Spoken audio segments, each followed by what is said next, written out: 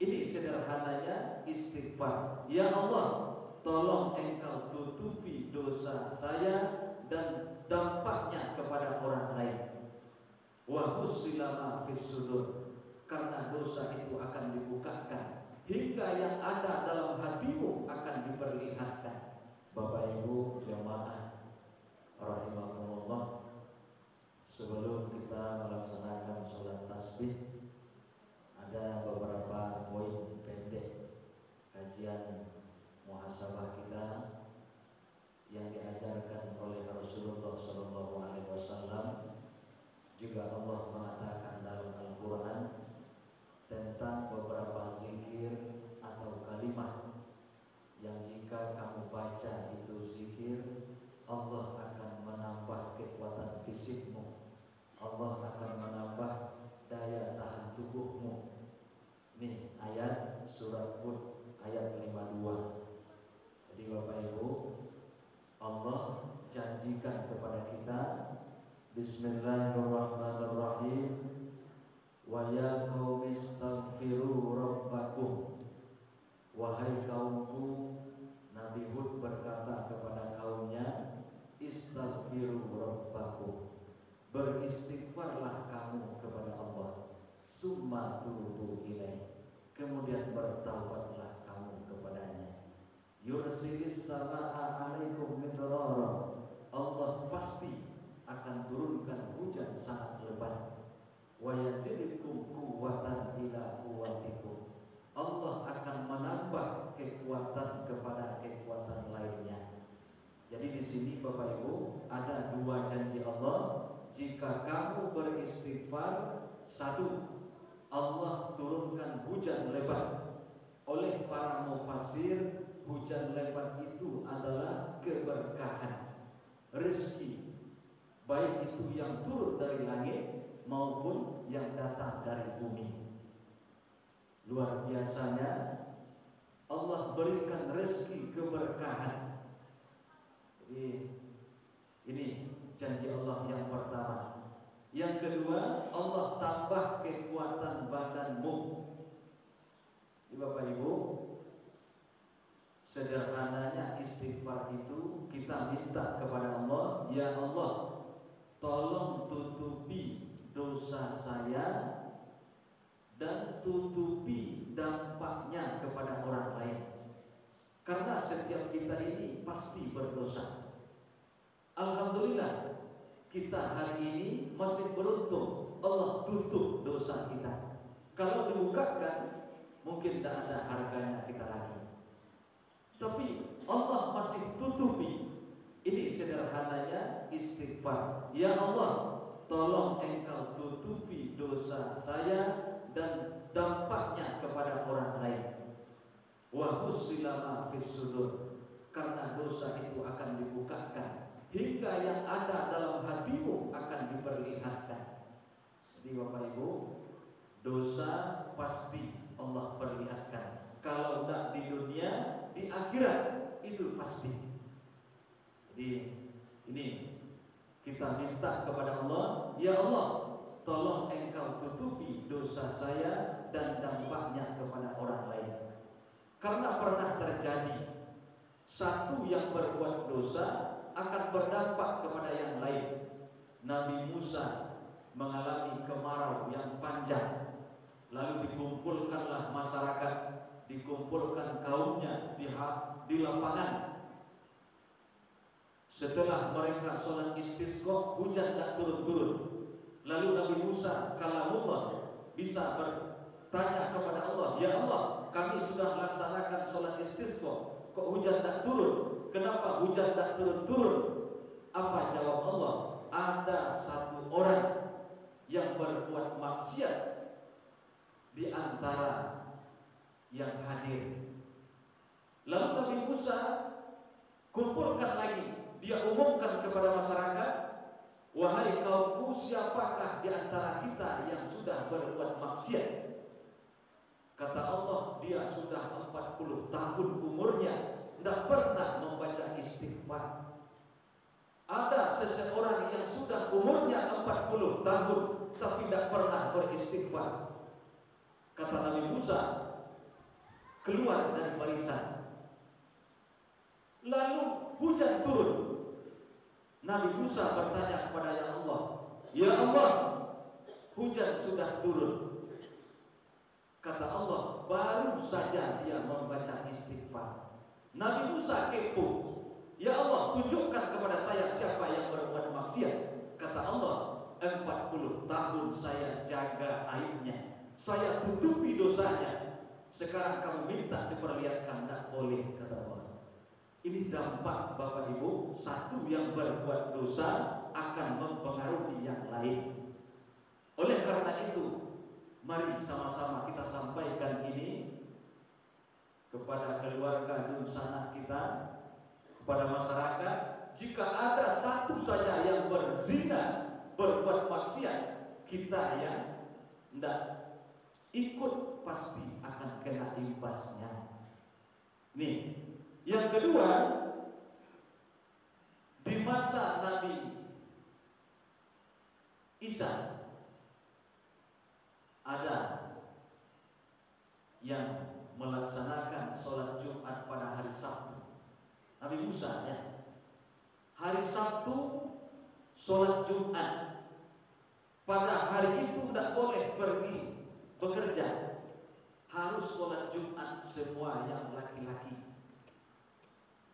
Lalu ada beberapa suami yang pergi memancing ikan.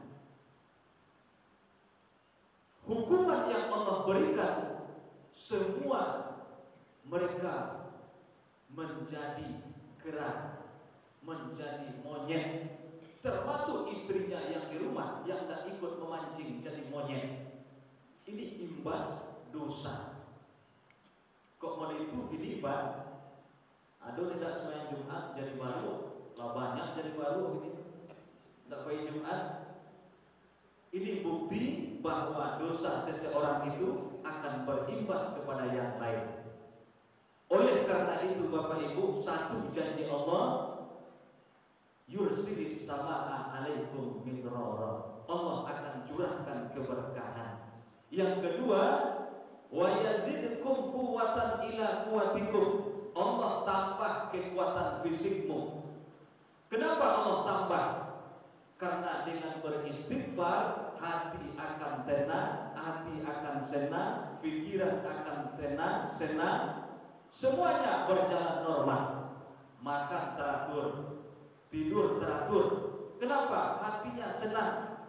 Makanya Bapak Ibu, di masjid ini hati kita senang. Banyak yang mengantuk sedang ceramah.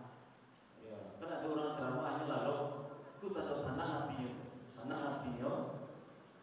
Ya, sana hati.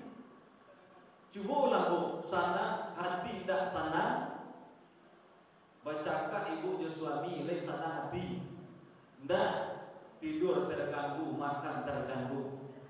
Tapi kalau hati sana, hati tenang, makan batang buah, lalu bakar buah, normal sadonya. Kok jam 2 malam dah awal lalu sampai subuh, pagi sakit kepala. Kenapa? Hatinya tidak tenang. Kekuatan Allah tambah. Nabi itu Bapak Ibu, panglima perang, umur Nabi 61 tahun, tapi pimpinan perang. Fisik Nabi tidak pernah demam, tidak pernah sakit kecuali menjelang wafat. Nabi meninggal hari Senin, hari Jumat beliau sakit parah. Jumat, Sabtu, Minggu, Senin, 4 hari Nabi sakit. Nabi tidak pernah demam, tidak pernah sakit. Apa rahasianya? Kata Rasulullah, inni la yughar. Saya punya rasa malas, tetapi di saat malas itu tak kurang 70 kali istighfar saya. Ini Bapak Ibu, sedang malih Nabi 70 kali istighfarnya. Apalagi rajin. Awak jangankan 70, 100 kali menjelang bulan bisa. Astagfirullah, astagfirullah sampai bulan. Kok adu namanya aku jawab lu? Kok orang menyapu istighfar itu? Istighfar yo, kecil kawan, lesi hati ibu lain. Sudah sholat 5 kali, 15 kali, lewat 75 bisa istighfar. Ini rahasia Nabi, fisiknya kuat, tidak pernah demam, tidak pernah sakit, karena istighfarnya banyak. Yang kedua, zikir yang diajarkan oleh Nabi, la haula wala quwwata illa billah. Jadi dalam hadis yang panjang itu saya ringkas, makhluk yang pertama Allah ciptakan dan yang paling utama namanya aras. Summastawa alal ars. Aras itu besar, berat. Kemudian Allah ciptakan kursi, diletakkan kursi itu di aras seperti cincin di padang pasir. Saking besarnya aras itu. Kemudian langit dan bumi ini diletakkan di kursinya Allah seperti cincin di padang pasir. Begitu besarnya aras.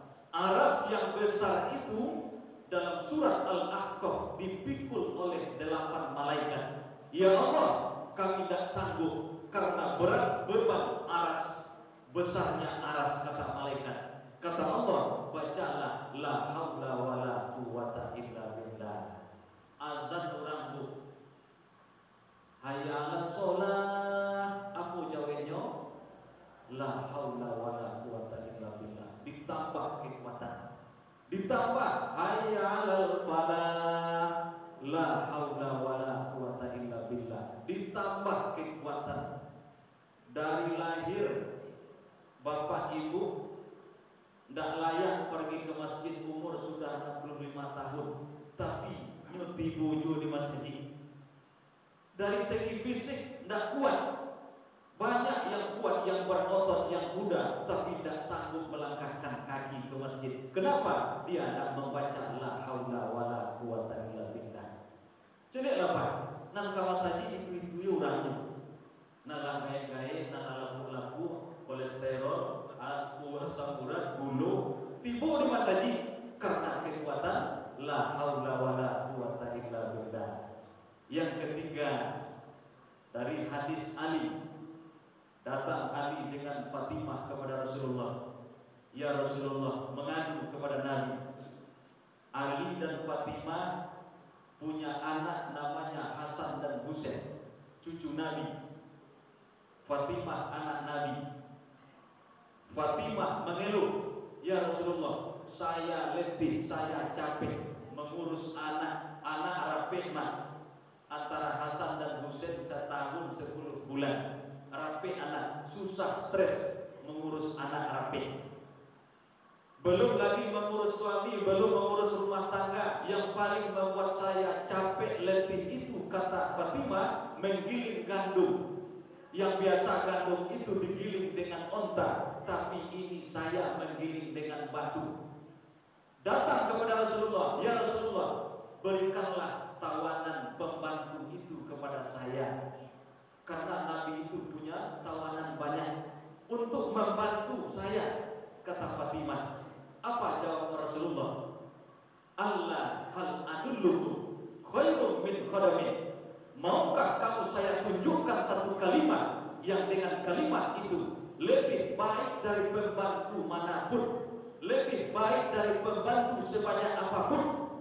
Apa itu ya Rasulullah? Kata Fatimah, iza awaita ila firasika, apabila kamu berada di atas tempat tidur, sebelum tidur bacalah wasabbihu salasan min salasin, bertasbihlah kamu 33 kali. Subhanallah, subhanallah, subhanallah. Wa hamidah, dan berucapkanlah hamdalah, alhamdulillah 33 kali. Wa kabbaro, dan bertakbirlah, bacalah Allahu Akbar salasan wa salasin 33 kali. Besok pagi Fatimah, rasakan badanmu, kata Rasulullah. Pekerjaanmu tidak akan dikurangi, pekerjaanmu tetap sebanyak itu, tetapi kekuatan, power Allah tambah, fisikmu akan kuat.